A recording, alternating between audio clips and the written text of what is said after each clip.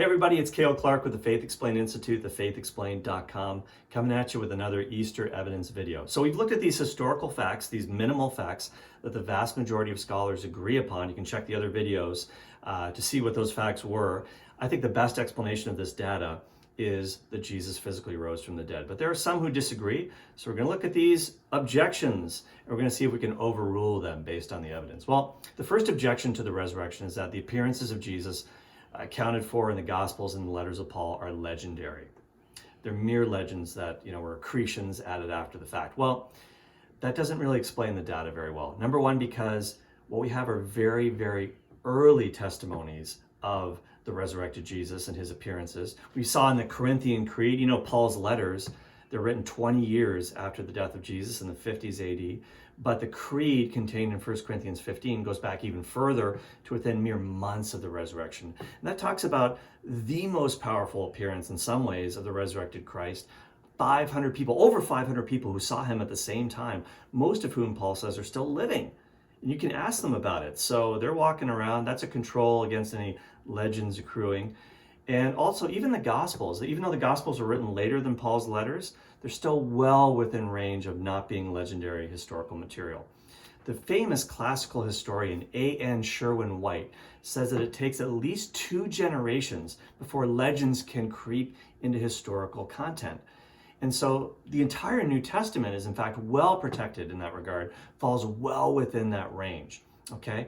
We also have, again, not only early testimony, but again, this eyewitness testimony.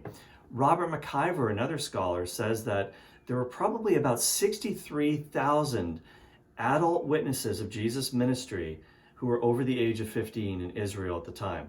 So 30 years after that fact, that number drops to 20,000, but there's still a lot of people, okay?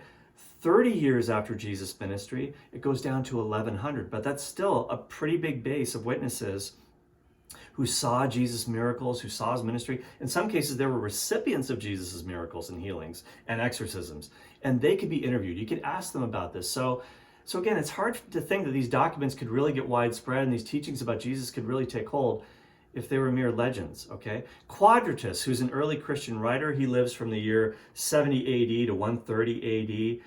He writes about people who Jesus raised from the dead that were still walking around. They could be interviewed, and this is late into the first century.